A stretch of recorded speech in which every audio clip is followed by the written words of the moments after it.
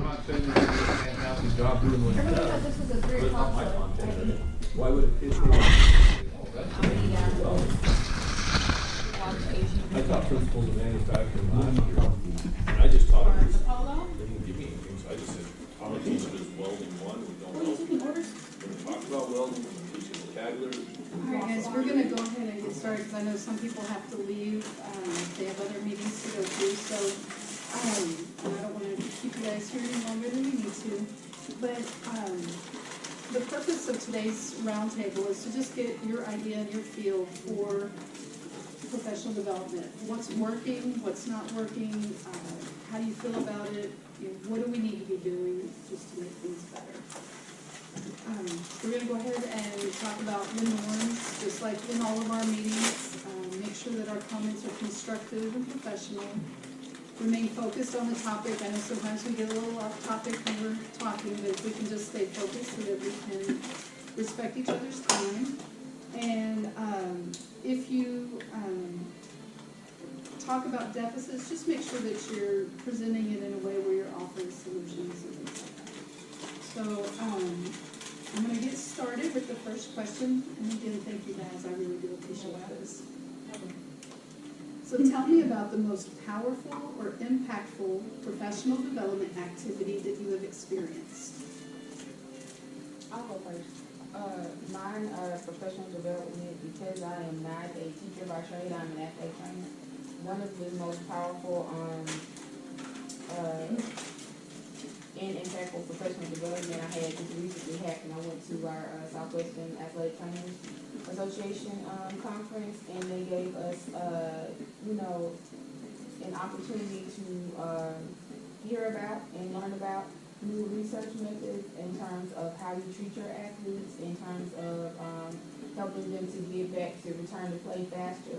One of the things that I took away from that particular conference was what I can instill in my students. I know at some point we're going to be starting a sports medicine program, and so if I can get some of the latest research, the latest techniques and items like that that we will use in the athletic training setting, that will help me be able to put my students further ahead than other students maybe. So I went to the Texas Advanced Computing Center this summer and did a cybersecurity camp up in Austin, and we learned different ways to teach cybersecurity without using a computer at all. There was one exercise where we had different types of hats to represent different computers, and then we had strings, and the students had to connect one string to the other student in different ways to show what computer is connected in a certain network and which computers are not. And just little things like that.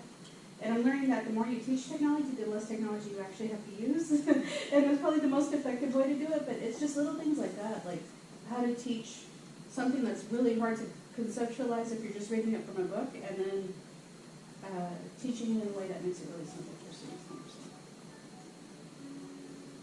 Anybody else want to share? We're just kind of popcorning, so if you have something you want to share. I went to Ocean Corporation, I think is what it was. It's a facility here in Texas, but it's a school where they teach commercial diving and non-destructive examination. As far as the actual, it was interesting in regards to you go there and they give you a little safety tip, safety class, blah blah blah, and then you're out in a tank. They put a diving helmet on you. It weighs about 30 pounds, and they throw you in a tank, and you're down there putting things together. So it's a school that trains commercial divers for the Houston area, and they've also got a school for non-destructive testing, ultrasound, X-ray, and things like that. But I didn't realize that facility was here, and for a lot of our students that might not be, have the hand for welding per se, just the knack, but might have the aptitude as far as the scholastic side. Non-destructive testing might be a way for them to stay in materials joining and welding and inspection, and those kids get out and make about $60,000 a year starting. So that was a pretty good experience. I got the underwater weld too. That's pretty cool. I think it wasn't well, I guess it would be a professional development offered by the district, but it was at TCEA conference, and so I hung out at the Adobe booth, and my good friend there, Tom Dent, he doesn't work with him anymore, but just going through a wide range of the software and the new features and the new versions that are coming out. And that really got me up to speed with taking what I got from them and then further developing it on my own so that I could teach it. I remember Tom Dent showed us how to do the Adobe portfolios and the software. You can put anything in the software. You can put a Word document, you can put a PowerPoint, you can put an AutoCAD file and view it in 3D. And you can, put a resume, video, audio clip, you put anything in there. You can put it on a flash drive, you can take it with them. Now they have it in the Creative Cloud, in the cloud now, so it's kind of evolved from in Acrobat. It was in the Adobe Acrobat. I still like to use that because it's just on the computer click and you can develop it. But that was the one. Going to that TED conference and really broadens your perspective on what's out there and what's new and that kind of thing. I like that you focus too on one area. Sometimes you go, and it's like you want to see everything, and then you kind of leave and you're like, well, okay. I went 1 year to present, and Adobe wasn't there, and I was like, what? That was the main purpose of coming out here in the first place, So, anyway, I'll speak in terms of the professional development that the district actually offers. There were two that I recently participated in. One was differentiating student success, and then the other one was project-based learning.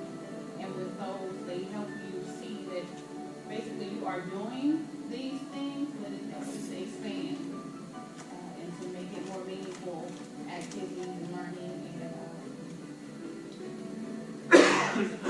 to help the student have a better experience and get a deeper understanding for what it is that they are supposed to do, and then it grabs the advanced youth.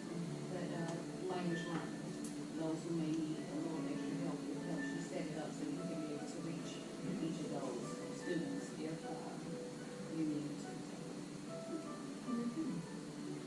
One of my, probably say one of the most impactful,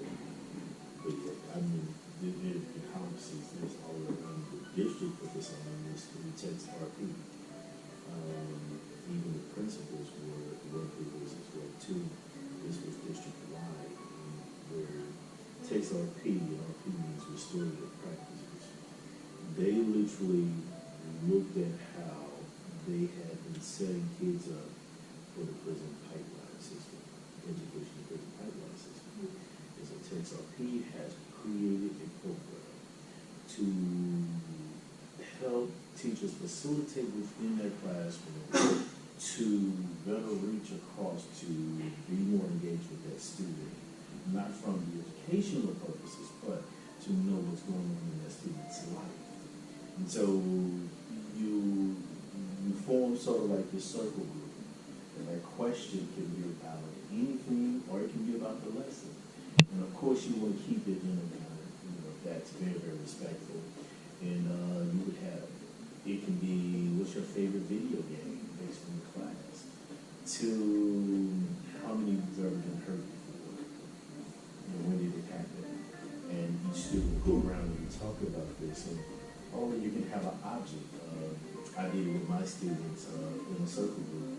It was Angry Birds. How do you feel today? So they grab Blackbird, red bird, yellow bird. It just allowed for me and the students to connect. Another day, I'm a video gamer, so I had God of War. God of War, I had Titanfall, I had Call of Duty. And for my females, it was Grand Theft Auto, because I know a lot of people like playing took on a whole new thought process.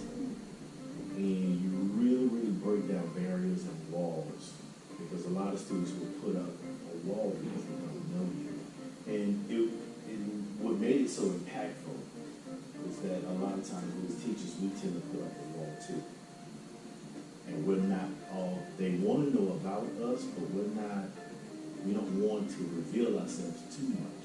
And there's a thing like that. And the other impactful is, the last point, one kid kept doing this thing. Kept doing it. And the teacher was like, "Sir, you need to stop." Every day. He said, "Kid, you need to stop." So one day he gave him detention at the school. And so the teacher literally pulls out a drawer, hands him some drumsticks. Now go. The dude came, he loved music. Before you know it, he was in band. They got him a scholarship, and they got kid now teaches music. And he's a drummer in a particular band. So that right there was like, this is me in a nutshell. And on the rest of us know how better ways. It doesn't mean he has a problem, but it's how you take that problem and you turn it into a solution and restoring this kid. It's because he got this from other teachers. He's a bad kid, does this tapping thing. So that was pretty cool. You do have that impact. Mm-hmm. Well, you guys have already pretty much answered the second question of why the professional development was meaningful to you. And I think a lot of it is you were able, and this is my understanding, so please you jump in and correct me, that it was impactful and meaningful and things that you could take right back into your classroom and make it best for your students.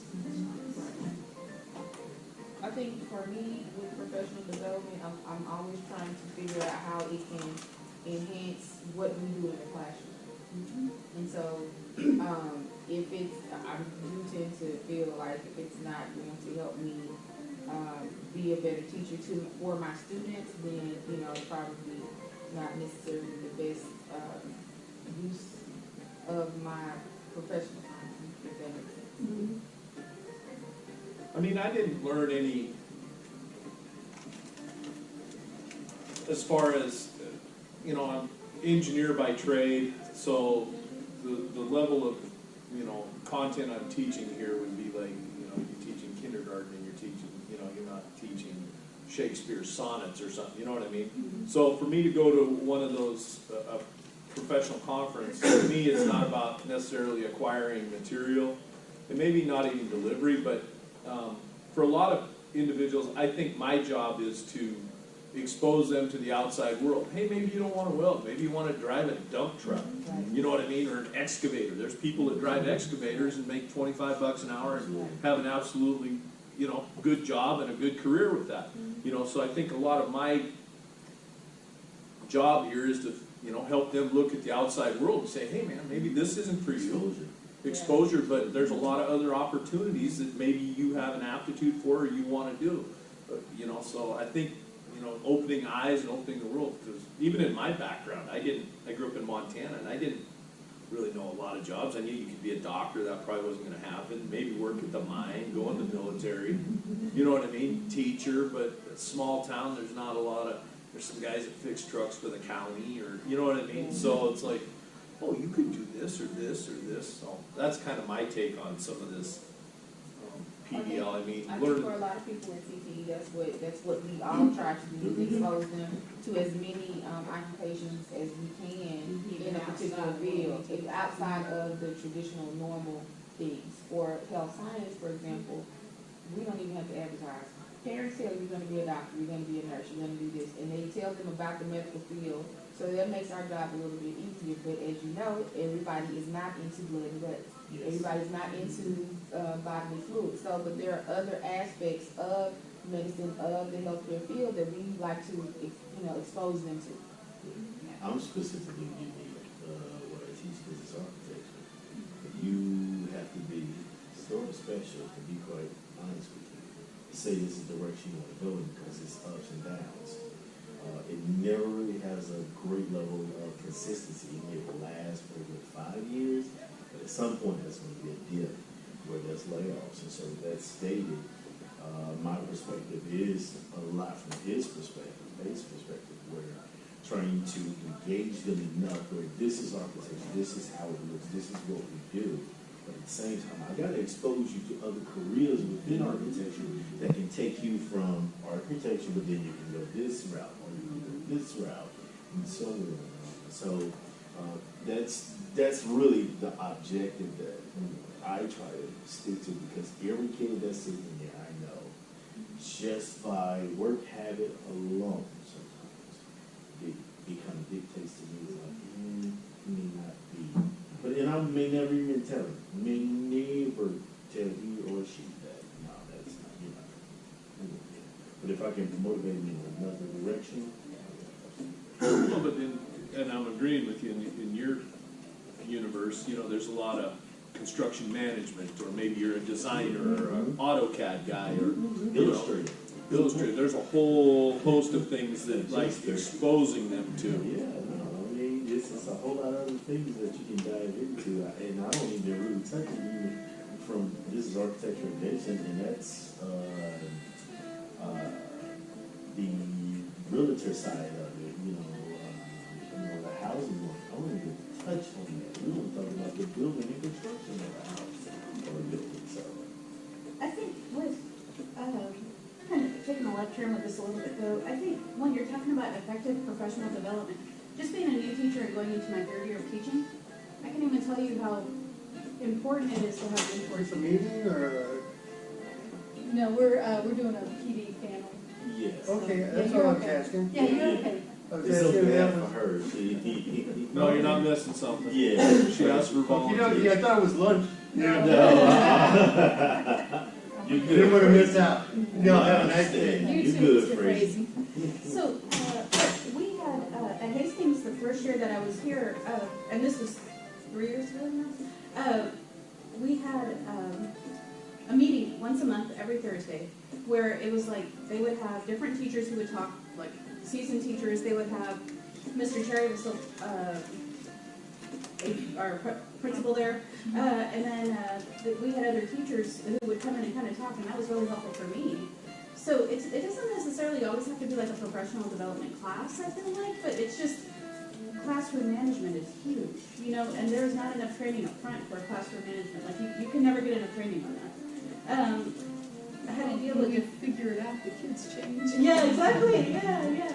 I think one of the most important things that Mr. Cherry ever said to me was I was having a problem with kids. Like, when you're a first year teacher, you want to motivate everybody. And then you get yourself exhausted. And then you realize at some point, Mr. Cherry I felt like he almost was giving me permission to do this. He said, you can't lift every student up. And you've got to have to try with the students who are trying themselves, that everybody else will kind of figure it out, And it was like such a relief for me, because I'm sitting there exhausting myself, like, okay, every day, how do I motivate these kids, So I don't necessarily always think it's the actual PD class in itself, but I think having mentored relationships with new teachers it was really beneficial for me. I came to Mr. Barner a lot, And I probably wouldn't be a teacher if Daniel O'Kylin wasn't the teacher next door to me. I mean, he's the reason I'm still in teaching. Because we can put all the classes together that we want, but if you don't have somebody to listen to you when you're having a rough day, you don't stay in the profession, you just don't. Yeah. Those are two, you gotta play crazy every day. Well, that goes towards support. Yeah. If you are not in a supportive environment, then, you do kind of feel like you're flailing in the wind, and you're out there on a limb by yourself. That's probably the drains you dealing with the kids. And then you see everybody leaving at 3:30, and you're thinking, I could be here till 8 o'clock tonight and still work.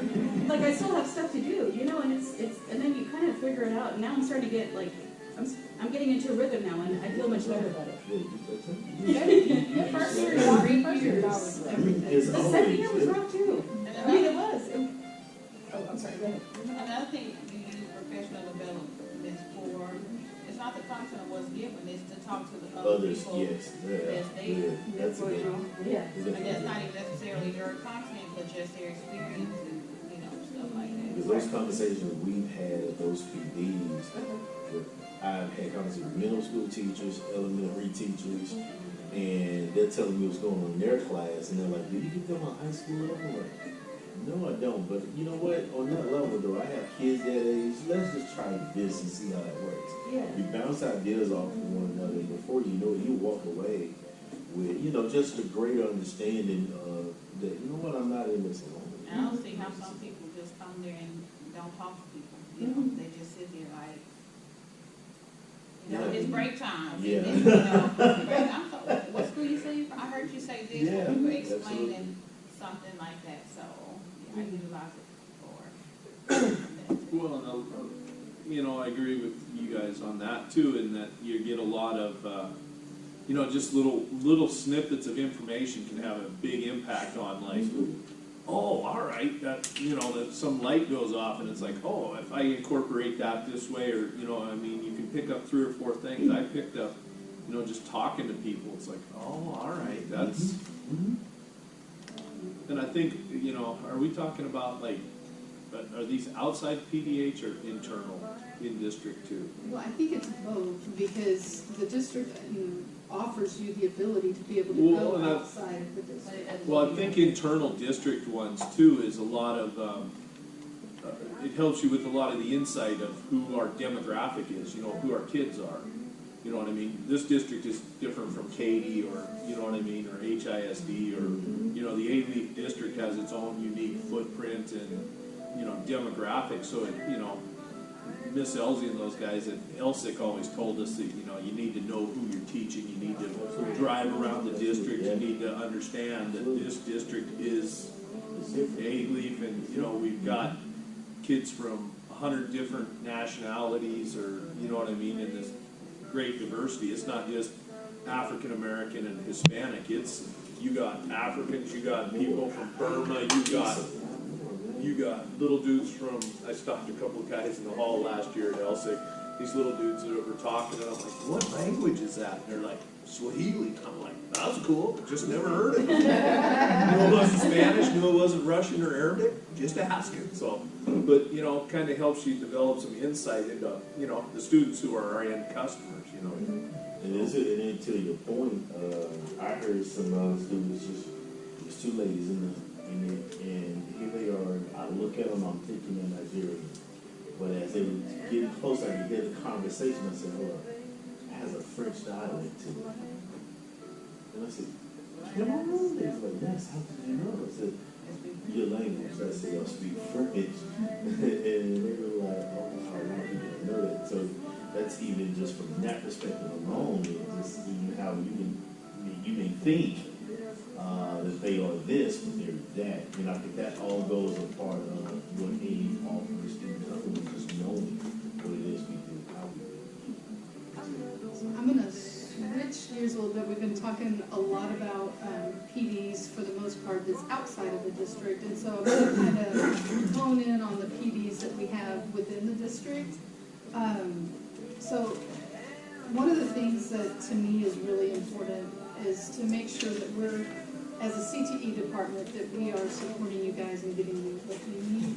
And so I'd like to, I guess, go to the next question where I ask, how effective do you believe the CTE professional development opportunities are, and why? And, you know, not why in a negative way, but, you know, just kind of explain, you know, a little bit deeper as far as, why, A lot of the things that I saw on the professional development list that was submitted, I think we've been through the majority of those things, so it's the availability of options year to year. Yeah. That's being presented. We need, you know, more of. And I do understand that, you know, the people who are facilitating those fees, they too work in the district, and they too are teachers, as some of them are. But I thought what was interesting, I missed, those 2 I missed, was because there was conflicting dates with something else. And it was like, man, so I have no other time to take this class, because I missed it earlier, easy as a second, I'm like, can't do it, like, it's just a lost cause, can't do it. Especially those summer ones, we have to come back before everybody else does. And that means we have to play around with our start dates and other things that we have going on personally in order to try to fit something that we like, that we would want to participate in. That would be helpful for our classes, Yeah. Yeah. But we did do the project-based learning, and I think everybody in CT either should have, if they hadn't done it, should have been at that one this summer, so. I got mine out of the way. You know, the one that we offered, it was last year, I think, early in the summer, or I think over the summer, and it was just a class for CTE teachers, and it was just to organize our stuff. You know, it was all day, all morning, and it was I think it was a 4-hour or I don't know, 6-hour thing. And so we got credit, and we just got our lesson plans ready, we updated everything, and you said, what are you doing here? Well, just, you know, get your stuff in order. That one was more helpful for me, just to kind of focus on what I do. It was like a file management. Yeah, and so I took it twice, and then I got my 14 hours. And, anyway, that was, the issue, the thing that I'm having is that I don't see, there's some, but I don't see a lot of opportunities that help my specific content. And now it's even more, because now my specific content's at the practicum level. Yeah. And so, and I used to do them. I used to do the professional for video production and some Microsoft stuff and Photoshop. But after getting married and got kids, I haven't done it in a while. When we get to the content-specific stuff, it's things that we have to go out and issue, and then we have to pay for them, and those Yeah, costs for same here. those are astronomical. Because the prices, the price tags just for just at least regular training, all the training, and things of that nature can get fairly pricey. And usually those classes, an hour class, a 2-hour class, it can be like a 4-hour or a day, maybe 2, because there's so much they're uploading on you. And so that would be another great way to pull in resources for us. And as large as Houston is with all of the different industries, they don't offer a lot, so we have to travel. So yeah, We have to travel, so you have the cost of the conference, of the training, plus your travel, lodging, and all that other stuff. Yeah, you said that. And the most important part. So I was part of the computer science collaborative with Region 4 last year, and it was helpful. It was really helpful, but I also found out about a lot of cybersecurity resources that way. And so it's just trying to figure out where to go to get content-specific resources that's hard to find. You know, and so like I can sign up for it, but nothing in A-Leaf ever told me about it. Like no website ever told me about it. There wasn't a person who knew about it, you know, and it was kind of like, go find it, you know. So it would be helpful if we could have more room or more resources for Just like signing a up for this stuff. CTE database where you can put everything in. Yeah, yeah. I mean, health science has that sort of the same problem, because there, even when we went to ACTE, the health science portion they had for that was for new teachers. Well, if you're not a new teacher, then that's a complete waste of your time. And then so what they did is the health science teacher broke off and did THOA. And THOA is great and it teaches you a lot, but a lot of what it is at THOA is not specific for the needs that we want. So you have people coming in talking to you and telling you about all their great stuff, but it's not what we need to make our program be successful. So a lot of times and it's not even professional development related, but we collaborate a lot. And so because we collaborate a lot, because we come from different fields, then we are able to enrich our programs. And so I think if you have people who are maybe from a particular field that can come in and work with a cluster from that particular field, I think that would be a better use of professional development time. Also going along with what you're saying about how that class was only available to new teachers, the technology for everything that all of us teach, it changes so quickly. cybersecurity, firewalls, I mean, all that technology changes so quickly that I end up doing a lot of the research on my own and spending my own time doing it, but it would be nice if we could actually have like PD hours, and this is what you're gonna spend your time doing, and getting some sort of credit for all the extra work that all of us do, to make sure that we're updated on our craft. Well, and I'm kind of an anomaly here because I teach welding. And welding, I mean, there's been some minor changes, but basically how I'm teaching it now is how they were teaching it when they were building ships in World War II. I mean, there's been some minor changes, but the process is pretty much the same. The equipment has gotten a little better, but instead of having a transformer this big, you've got a smaller transformer, an inverter power supply or whatever. But what the welder does, I could take a welder from World War II and tell him, okay, this is your amps instead of some big crank knob.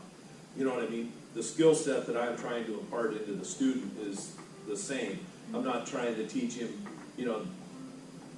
technology from a TRS-80 in 1980, Yeah. an old computer, and now is drastically different. Whereas my universe, it's the delivery of the electricity to the electrode is a little different, but it's the same thing.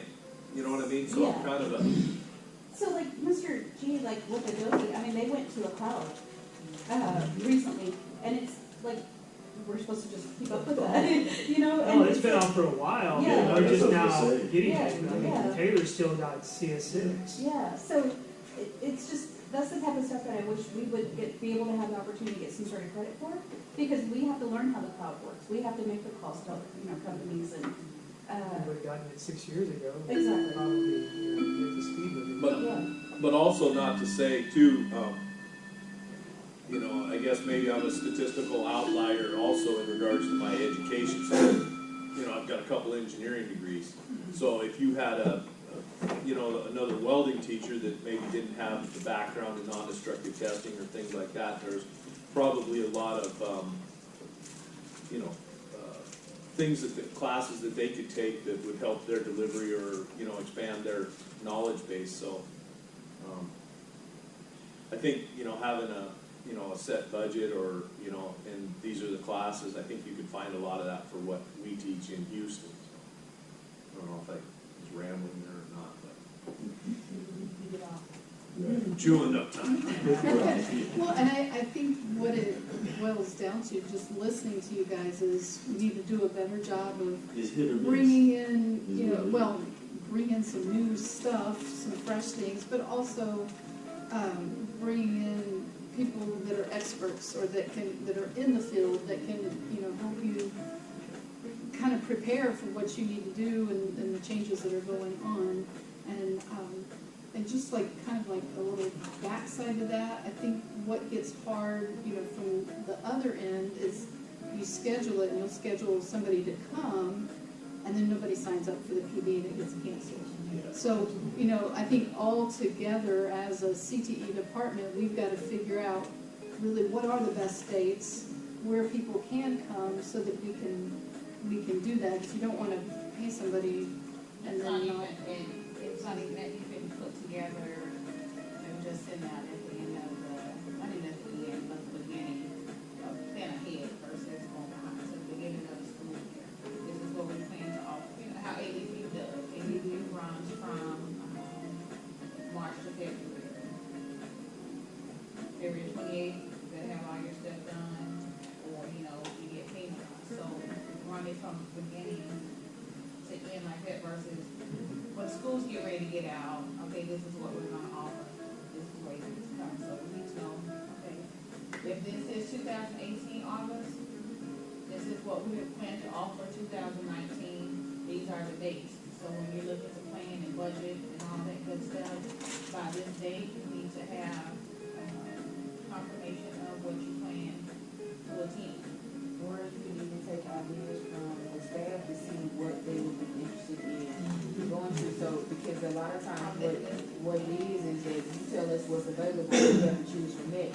Well, if nothing's available that we really want to attend, then that's when we run into the problem that nobody signing up for anything. But if you have a list from, the people who are going to be going to these professional developments or the things that they want to see, you probably have better attendance.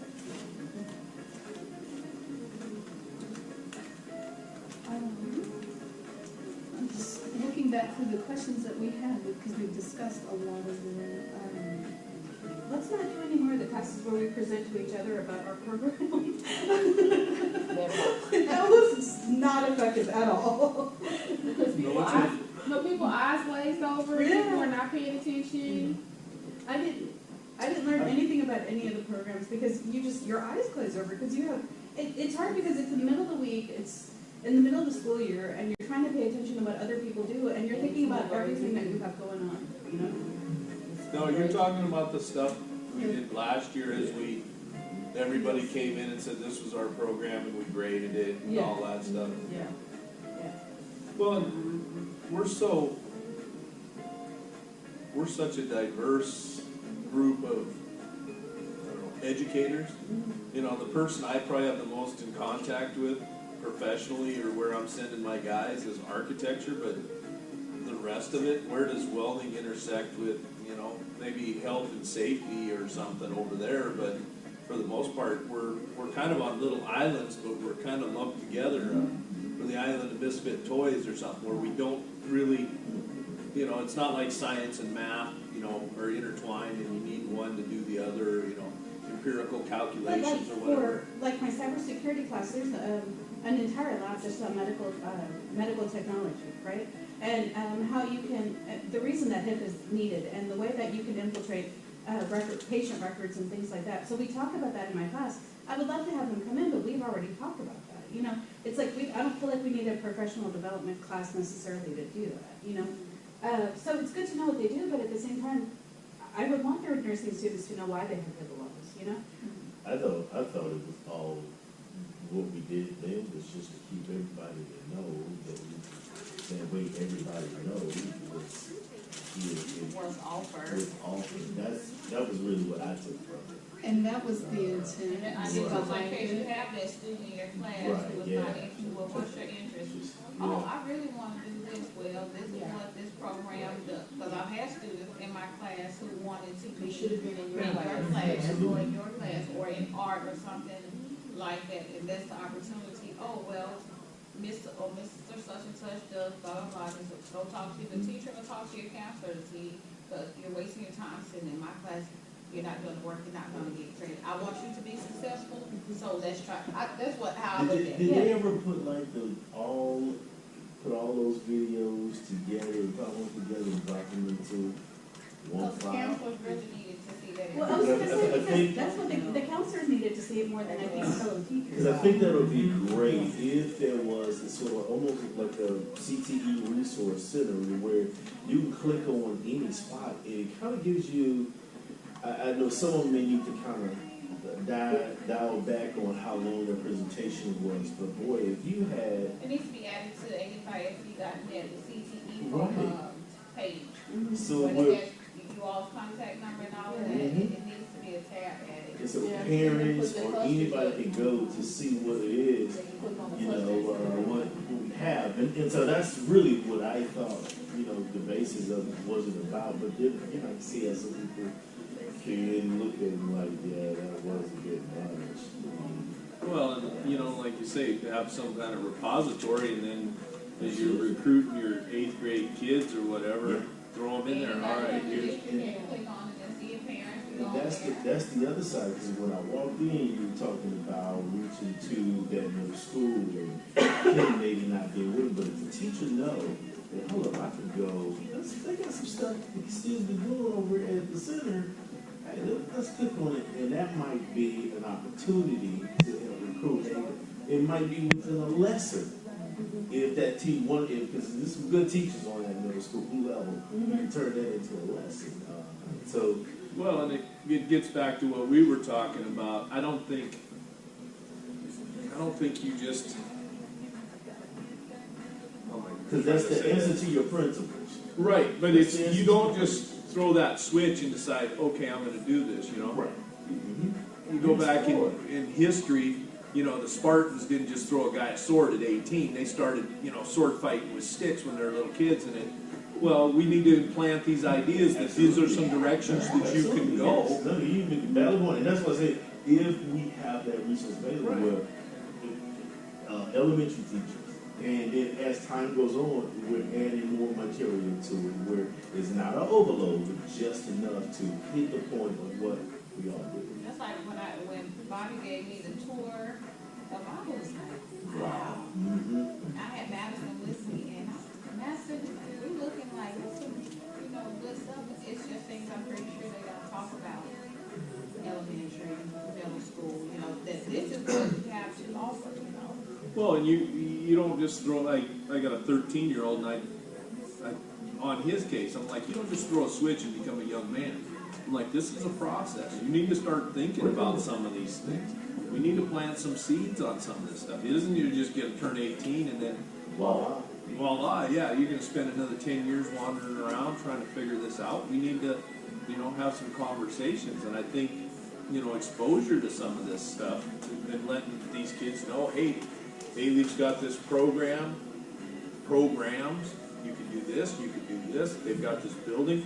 But to do that, you need to move your chess pieces in this sequence, or move, around the board. If we could get from, and this is not really pertaining to this question, if we could figure out how to get the middle schools, or have a conversation with the middle schools to figure out how to get them involved here, and get the tours to come through here, so that we can start getting those kids engaged. I have 10th graders in mine. I'm one of the few programs who has 10th graders in mine. But to that point, after the day after we presented, Alicia asked me would I stay afterwards to talk to the middle schools. And to your point, that was sort of kind of what could be in the works for this whole thing here, where tours are happening, middle schoolers in elementary can walk through, We've had them come through And we our have- classes, yeah. We Well, have another last year, thing too is, one thing that we're gonna try to implement with our, CTSO is to have them mentor kids in middle school, to get them prepared for, going into high school and maybe doing whatever cluster they want to go in. So it's our CTSO, it's also, so the kids that wanna do health science or think they wanna be a doctor or nurse, our kids are going to, mentor them into a health science, field. And this is what I realized. We always saw Taylor. So we always saw Taylor, then we saw TLC, the things that were going on, but you didn't see Hastings moving. We got great teachers over there moving and moving, but you never saw that. So Twitter has become a great tool to advertise that. So you're getting the middle school and elementary school teachers and counselors who are seeing what you're doing, and it's piquing their interest for their kids, in fact, also personal for their children. And so I think the more we utilize that, and we build these personal relationships with these counselors and all of that on our own versus waiting for CT to tell us, okay, I'll do that, we'll be able to say, hey. And that could be a professional What do you development, have how to going on? advertise for your 21st century advertising, for your, class. That's a great idea.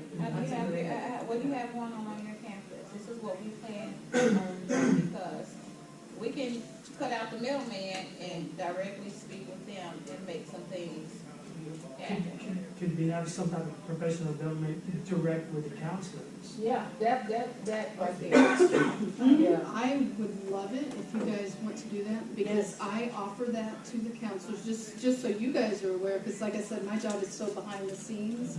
Y'all don't usually see what I do, but I go to the middle schools. Well, actually, we take kids to the elementary schools, and they do the career days there.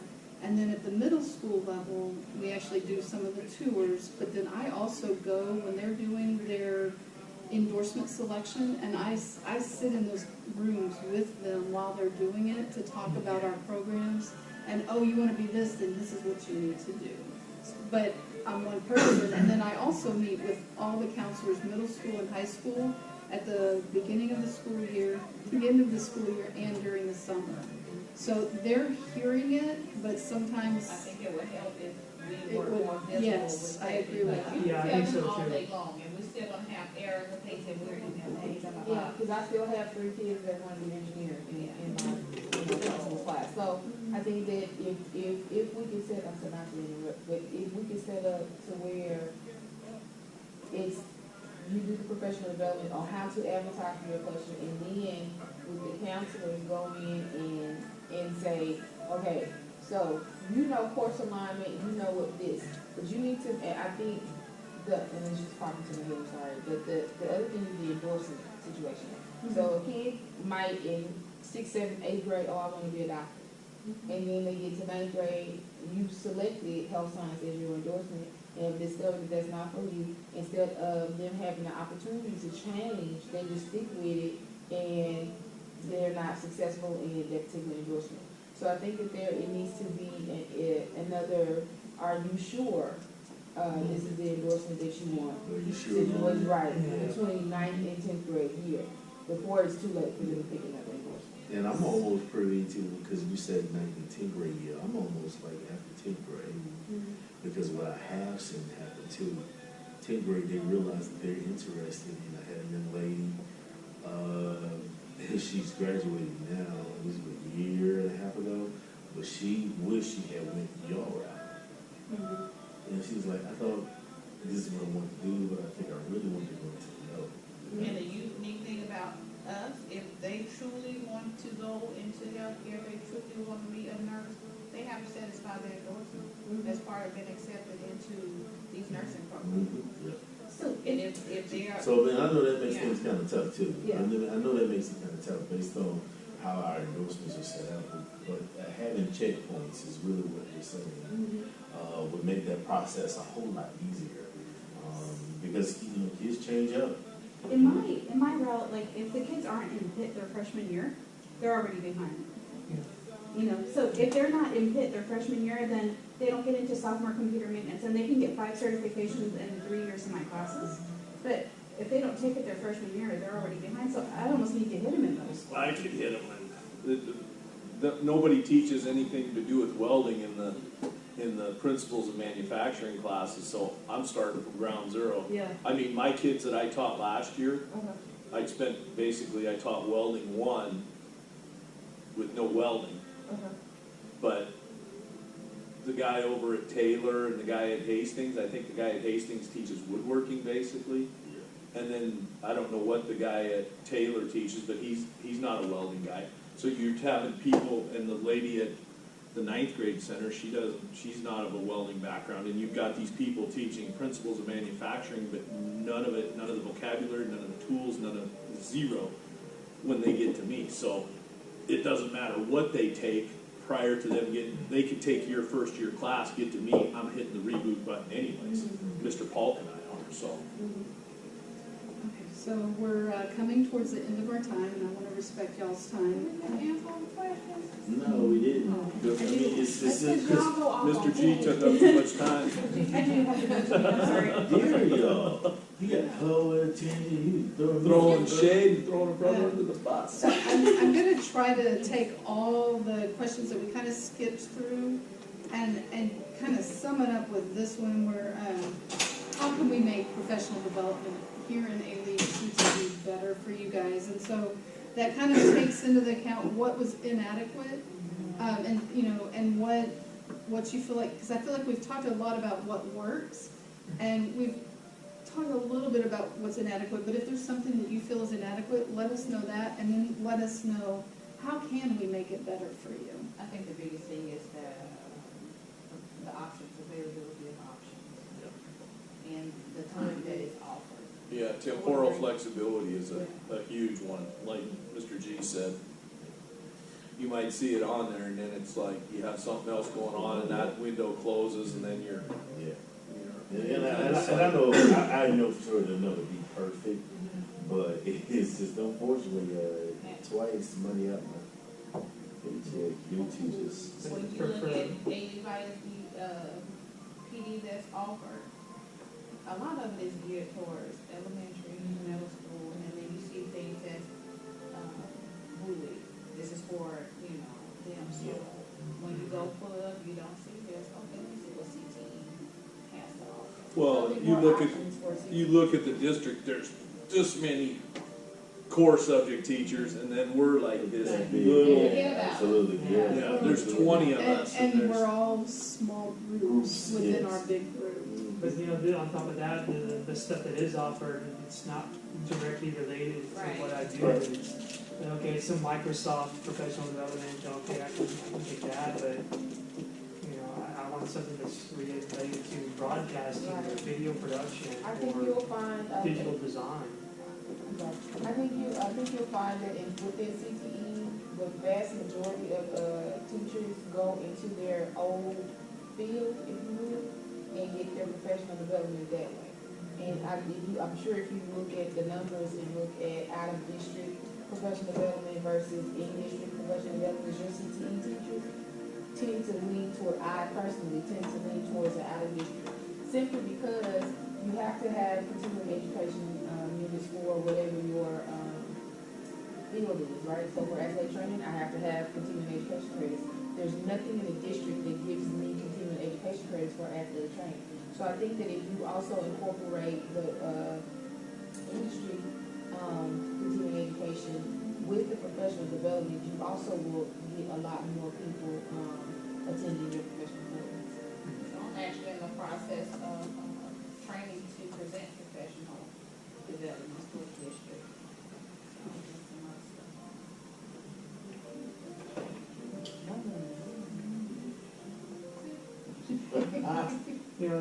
A lot of the stuff that I do myself, I mean, if there's some way we can fill out a form and, an honor system or what have you, and I can go just train myself, like the drone we just got in, okay, I researched all the directions and watched the YouTube videos, and I was flying within 20 minutes. Well, and I have to keep up an engineering license, so I have to do professional Yeah. development hours there, but there is a certain quantity of, self-study Right. that is allowed where you can claim 3 hours or 5 hours or whatever every year. If I say, I studied, the metallurgy of austenitic stainless steels, Fancy. I'm sorry, what?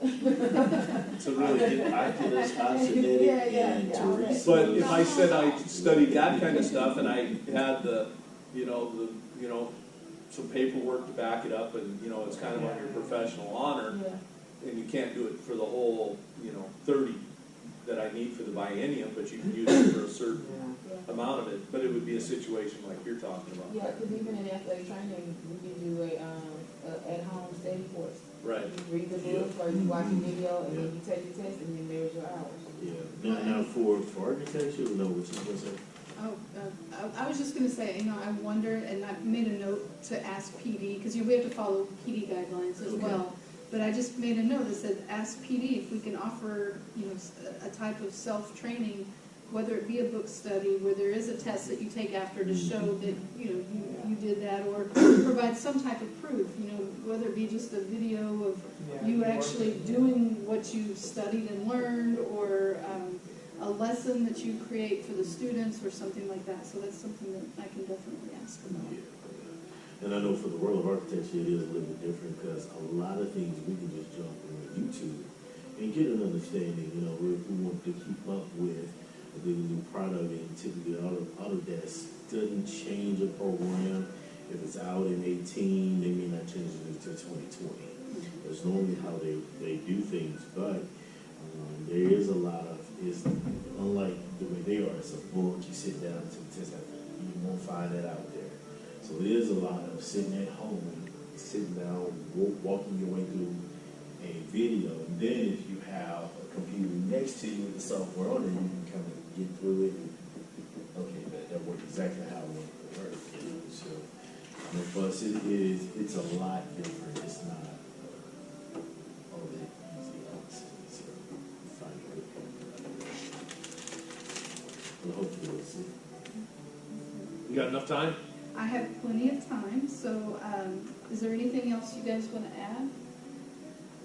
You guys Everything we think? did. I just want to throw Mr. G under the bus one more. On getting the right kids and the video production classes. like content areas, because I got a lot of kids that just, that's why the advanced class and the practicum classes, and Miss Kimberly was yelling at me, like, you got low numbers. And that goes back to getting them Early, early yeah. on and making sure that the It's counselors in- are, But knowledgeable. But the thing is, my classes were full, Yeah. but they weren't going into the advanced class. Because they were just dumped in there for Yeah. technology. We did recruiting, and we had the recruitment videos going on, and then when the classes are full, I got kids knocking on the door, hey, how do I get in here? And I I think said, well, that it's full. You know? planting that seed starts early. Planting that Yes. seed starts early. Mr. G, well, part of that, we can, you said you want to do like videos and advertising. We're here now, so we can make Yeah. one that puts together Oh, all the okay, CTE yeah. and Absolutely. send it Yeah. out. We'll be doing that, we'll be doing Absolutely. that, we could do that too. And that's something that I've asked Kimberly since I came on board 4 years ago now. I really want to have videos, even if it's just like a, quick 30-second of each program, but I mean, I just wanted something to No, show those absolutely. students. And that's why I say if we have a resource Let's that use them. what we've done already, drop it somewhere so when you're out and about, it's iPad or whatever device you have, you can pop it on, show students whatever it is that you want to highlight. I mean, I think. You can send it to the teachers who teach the prerequisites. You need to show this at the beginning of the school year, show it when we come back from winter break, show it when we get ready to go out, especially, we have to have applications to go into that, so if the kids see, and it's like a new building, they got this nice equipment and stuff like that. That probably be a larger drive for you as well as for the kids have to be able to. This was, video by audio, video, TikTok. You know, we entered a contest last year for CTE month, and we won second place last year, and it was, The I Love AV? no, it was another one, it was the same kid that did it too, by the way, and we went to that little thing that we had over there at O'Donnell, and we recorded the robotics guy, and we went to and so we kind of pieced those things together, put a lot of stuff from, Taylor together, and I won second place. The two kids that entered it won $150 apiece. That is awesome. And, That's so cool, because I sent that to Teresa and said, maybe Bobby would But like the group that won first had a facility like this.